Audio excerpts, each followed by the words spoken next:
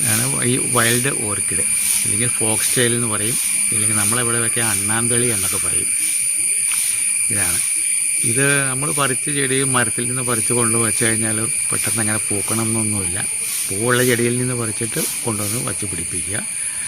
പിന്നെ ഇതിൻ്റെ ഒരു പ്രത്യേകത എന്താണെന്ന് ചോദിച്ചു കഴിഞ്ഞാൽ ഒരു വർഷത്തിൽ ഒരു പ്രാവശ്യം മാത്രമേ ഇത് ഫ്ലവർ ചെയ്യുള്ളൂ. അത് നല്ല ഹെൽത്തി പ്ലാന്റാണ്. പ്രകൃതിയുമായിട്ട് എല്ലാം വേണമെങ്കിൽ കാലാവസ്ഥയും കാര്യങ്ങളും എല്ലാം ചേർന്ന് വന്നെങ്കിൽ മാത്രമാണ് ഇതിൽ ഫ്ലവർ ചെയ്യുന്നത്. എല്ലാ വർഷവും ജൂലൈ മാസത്തിൽ മാത്രമാണ് ഇത് പോവുകയുള്ളൂ. അതുകൊണ്ട് മറ്റു മാസങ്ങളിൽ ഇതിന് പോവുക കണ്ടില്ല എന്നും പറഞ്ഞ് ആരും വിഷമിക്കേണ്ട കാര്യമില്ല.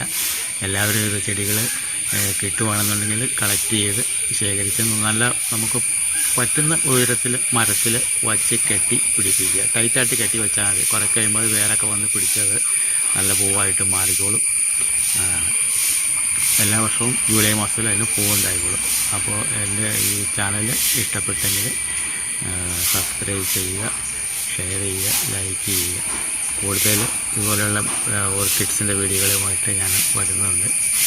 Thank you.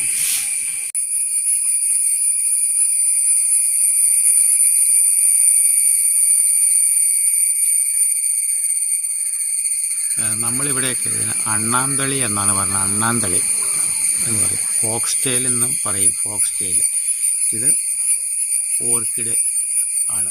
ഇതാണ് സ്പീഷീസാണ് വൈൽഡ് ഓർക്കിഡ്. ഇത് ഇല്ല, ഇതിൻ്റെ പ്രത്യേകത 5 കൊലയുണ്ട്. ഇത് 5 വർഷമായിട്ട് എൻ്റെ ഈ മരത്തിൽ ഞാനൊരു ചെറിയ തണ്ട് കൊണ്ട് നട്ടുപിടിപ്പിച്ചതാണ്.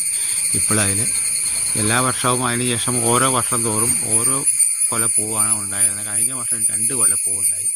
ഇപ്രാവശ്യം 5 കൊല പൂവാണ് ഉണ്ടായിരുന്നത്. അപ്പോൾ അത് ചെടിയുടെ ഹെൽത്ത് കൊണ്ടാണ്. പക്ഷേ അതിനകത്ത് മറ്റൊരു പ്ലാന്റ് ഇതുവരെ ഉണ്ടായിട്ടില്ല.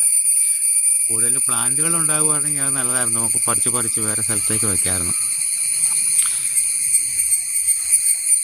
ഇത് മരങ്ങളുടെയൊക്കെ വളരെ ഹൈറ്റിലാണ് ഇത് വളരുന്നത്, വളരെ ഉയരത്തിൽ.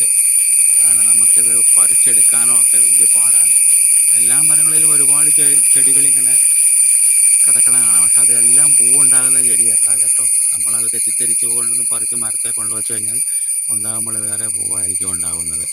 ഈ പൂവുള്ള ചെടി നോക്കിയിട്ട് മരത്തിൽ കയറി ആരെക്കൊണ്ടെങ്കിലും പറിപ്പിക്കാൻ പറ്റുമെന്നുണ്ടെങ്കിൽ ആ പൂവുള്ള ചെടി മാത്രം പറിച്ചെടുത്ത് കൊണ്ടുവന്ന് വെച്ചിട്ട് പിടിപ്പിച്ചെടുത്താൽ മാത്രമാണ് ഇത് നമുക്ക് ഫ്ലവർ ഉണ്ടാകുള്ളൂ. അല്ലെങ്കിൽ ഇതിനകത്തുണ്ടാകുന്ന വേറെ ഏതെങ്കിലുമൊക്കെ പൂവായിരിക്കുള്ളൂ.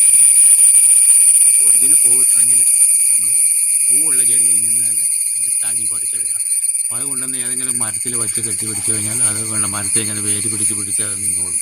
ഇനി ഇതിനടുത്ത് ചെറിയ സ്പൈക്ക് ഉണ്ടായിട്ട് അടുത്ത ചെടി ഉണ്ടാകുമെന്നാണ് നമ്മൾ പ്രതീക്ഷിക്കുന്നത്.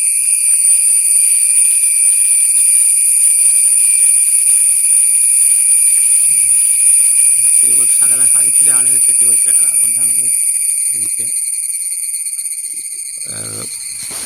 കൈകൊണ്ട് തൊടാനായിട്ട് പറ്റാതെ വന്നത്.